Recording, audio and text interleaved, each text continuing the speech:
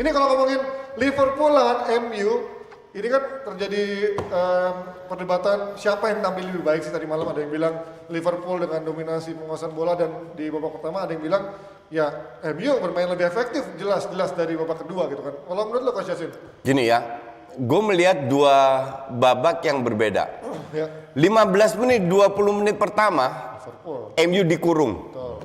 Nggak bisa keluar, salah passing bla bla. Ya. Tapi tambah lama, 20 menit di babak pertama terakhir lebih imbang. MU sudah mau keluar, dapat free kicknya Bruno yang berbahaya.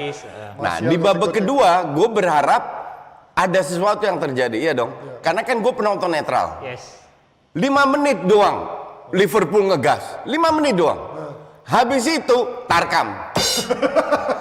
Bentar, kenapa gue bilang Tarkam? Gue cuma geleng kepala. Kenapa gue bilang Tarkam? Gue punya harapan tinggi dengan kualitas permainan ini. Yang ada terjadi terutama di babak kedua, terlalu banyak kehilangan bola. Jadi saling serang. Iya, saling serang memang, betul.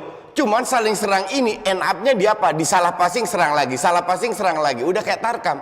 Tapi harus diakui babak kedua peluang lebih bahaya di MU. Walaupun Liverpool pegang bola. Ngerti nggak?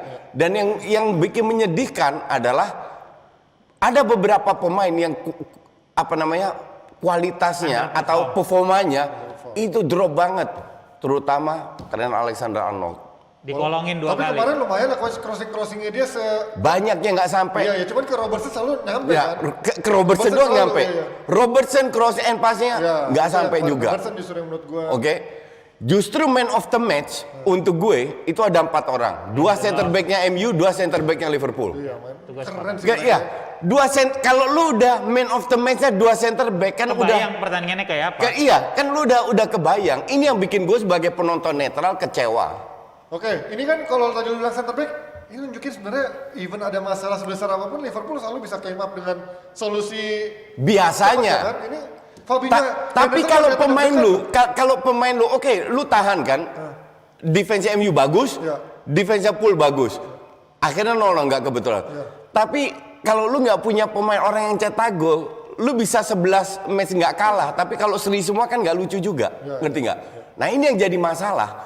Dan kalau di MU kritikan gue kembali lagi pada saat Bruno ngedrop hilang. Tapi kemarin enggak lah, Pogba kan bisa Pogba lumayan bagus, gue akui. Cuman Pogba bisa 60% menggantikan Bruno, kualitasnya masih jauh. Oke, Bang Fuad, lu gimana kemarin? Kalau gue bilang pertama, gue mau nyorotin tadi pada saat Coach bilang 2 pemain terbaiknya itu adalah dua back dari 2 kesebelasan. Nah, kalau United gue bilang iya, gue sepakat gitu. Tapi kalau untuk di Liverpool, untuk di Liverpool gue sih kurang sepakat. Kenapa? Karena defense mereka terlihat bagus karena penyerangannya ampun-ampunan United semalam. Berantakan sih. Jadi ya. betul. Jadi gimana lu bisa menilai back itu main bagus kalau tidak punya tekanan? Ya, kan gitu.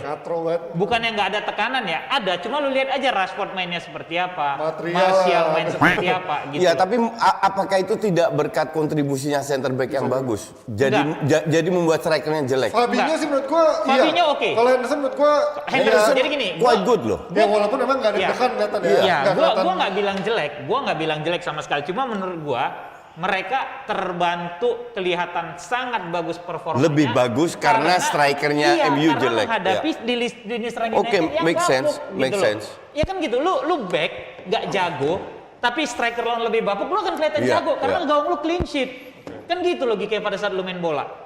Iya, oke. Cuman yang gue nilai kan adalah strikernya MU nggak bisa apa-apa. Iya, tinggal kita menilai apakah itu kontribusinya center back, apakah kesalahan. karena strikernya terlalu banyak kesalahan. Rashford bikin 2 kesalahan yang Cavani udah minta bola dia nggak kasih, yang dia dapat bola dia dribble masuk ke dalam gitu loh. Dan Pogba ada sekali di kanan. Iya, iya. Dan gue nggak ngerti, gue nggak tahu apakah kalian setuju sama gue ya. Gue melihat kemarin berapa kali Bruno itu agak egois. Iya. Nggak seperti biasa. Ya. Bener nggak? Terlalu memaksakan. Iya, memaksakan. Karena gini, mulai ada tekanan karena kan beberapa bilang he's not a big game player. Iya, belum. Ya. Ya. Musim ini mungkin iya, tapi musim lalu kan dia cukup perform. Musim lalu udah bisa menang. Ya. Musim ini juga perform kok gue bilang. Ya, tapi lawan tim besar maksudnya belum. Oh, lawan tim besar, ya. Lawan City seri 0-0. Lawan Arsenal kalah. Spurs Kemudian kalah. lawan Spurs kalah lu cuma cetak gol dari penalti gitu kan. Dan Chelsea seri. Dan ada sebagai manusia, once lu baca itu, lu tahu berita itu kan lu Ya, mungkin. ego lu kan tergelitik gitu Ya, loh. mungkin. Berapa kali dia bikin Hollywood Pass kalau istilahnya Sir Alex dini hari semalam itu. Yang nggak nyampe gitu. Ya. Dan dia jadinya frustasi kan. Tapi gini, gitu. kalau lihat Bruno ini, menurut lo ada faktor dia terlalu memaksakan ini nggak sih? Bang, maksud gue dalam arti memaksakan pergerakannya gitu. Dia kan harusnya tugasnya adalah sebagai kreator, sebagai pemberi. Oke, nah ini gue jawab. Juga gol. Tapi dia terlalu banyak lari, ngejar pressing, ke kiper, ikut lu salah. defense. Sorry, kalau gue bilang lu boleh salah di situ. Sorry ya. Karena gini, kalau lu lihat semalam dan ini udah 2 pertandingan terakhir ini 3 sama Liverpool. Kalau lu nonton, MU pakai 4-4-2 diamond. Iya, iya. Di mana posisi Pogba? Sisi kanan. Yang Kemarin itu kita udah bahas di tadi DPI. malam kanan. Hari Jumat. Kenapa Pogba dia taruh di kanan? Karena sisi defense-nya akan aman, ada Wan Bissaka. Lu nggak akan bisa lewat sama Wan Bissaka.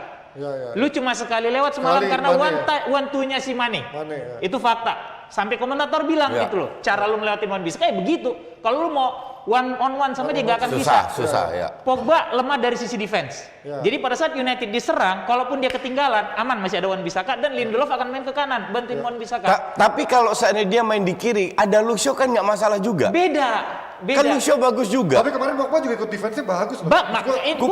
Overall bagus, Iya, Pogba. maksudnya Gue setuju. tumben gitu, Ini defense-nya gue sangat mau bagus. menjawab kenapa tadi lu bilang Bruno kebanyakan lari, ya. Karena kalau lu perhatikan 2 pertandingan terakhir, gue bisa bilang Pogba kreator United. Iya. Mohon maaf nih jadinya. Kenapa? Karena Bruno, kalau lu lihat kayak semalam, Martial main di kiri, bisa track back jauh ke belakang, nutupin Trent, nge-backup si Shaw. Rashford main di kanan, nutupin Henderson. Di mana posisi Bruno? Dia bisa naik jadi striker. Pada saat lu jadi striker, lu bukan tugas lu bagi bola. Striker tuh lu terima bola. Iya. Itu kenapa oleh 2 pertandingan terakhir gue lihat dia taruh Pogba di kanan dan emang Pogba juga punya long range pass yang bagus, pinpoint passnya bagus. Tapi kemarin gitu. passing bagus, bola itu berapa kali salah. Siapa? Bruno Pogba Iya Pogba kan, ini juga. kan tidak sebaik pertandingan sebelumnya. Jadi kalau tadi lu bilang Bruno kok kayaknya banyak lari, lu nonton lagi ulang pertandingan ya bahkan yang sebelumnya akan kelihatan pada saat United nge-press bisa dia itu yang di tengah. Beda pada saat Cavani masuk. tapi Justru Fuad. maksud gua adalah ketika dia nge-press kayak gitu, kenapa Martial sama Rashford nggak nge-press juga? Karena Martial oke, gue lihat sempat nge-press. Rashford enggak loh, dia cuma bayangin. Rashford is being Rashford udah jadinya maksud gitu gua kan. itu loh, ini jadinya kalau misalkan ini bisa secara sistematis lu sistem tiga-tiganya ikut, betul. ini akan Nge-press. meringankan kerjanya Betul. Bruno. Cuma kan- Sebenarnya lawan Liverpool 3 nggak cukup, 5 orang yang benar-benar nge-press.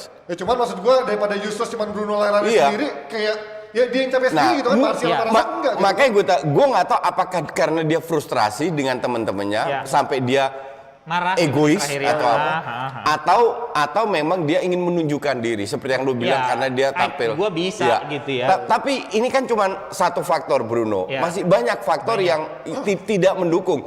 Gue setuju, Pogba bermain bagus, oke. Kalau untuk gue itu kemarin mainnya 4-2-3-1, oke kita bisa beda pendapat. Itu udah lah, itu selesai. Kalau nggak kita debatnya besok. Tapi yang jelas Pogba bermain di sisi kanan, Martial di sisi kiri ya.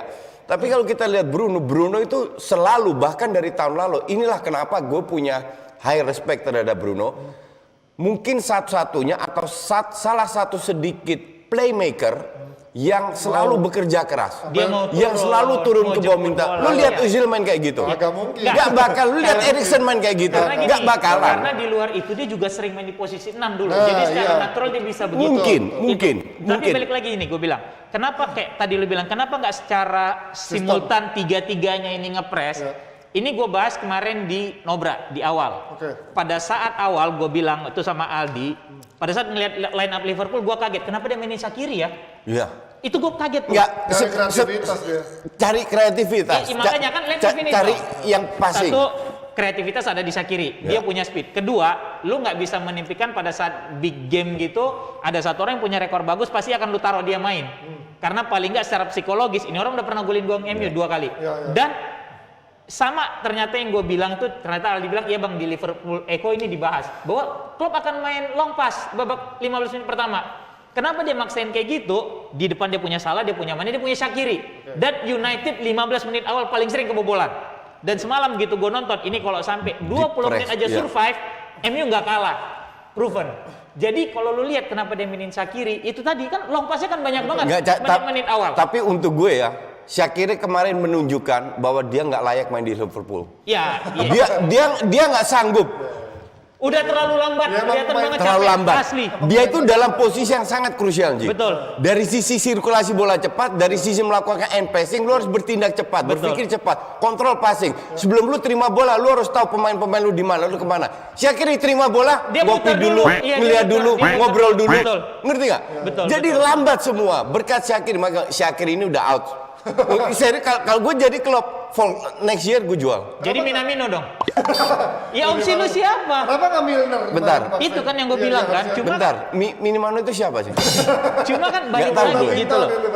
Gue baru nggak kenapa kemarin pada saat lawan Southampton yang dimainin sama Klopp Shaqiri di babak kedua. Ya. Ternyata dia manasin ini orang. Kan ini udah lama dia nggak main. mencoba lah, memberi dia kesempatan. coba karena mungkin dia udah ngelihat lawan United gue mau main seperti apa dengan kondisi pemain yang gue punya dan proven gitu loh. Cuma masalahnya lini belakang United bagus banget mainnya semalam. Itu harus diakui. Iya. Yang selama ini lu selalu bilang, wah ringkih lah segala macam, dan lu cek lah lawan Spurs kebobolan menit awal. Ya lu cek aja lah gitu. Banyak banget United kebobolan menit awal gitu. Nah ini kalau kemarin ngelihat dari sisi penyerangan Liverpool kan ini murni karena emang pemainnya lagi pada ngedrop atau Enggak, memang egois. kemarin Firmino, sorry. salah kemarin hilang. Firmino 2 kali, gua sama Valen sampai lihat-lihatan. Gue tidak mau menilai hanya kemarin ya. Iya enggak, maksud gua gini loh Coach. Firmino itu punya peluang untuk bagi bola. Emang. Jadi ini bukan masalah performa drop.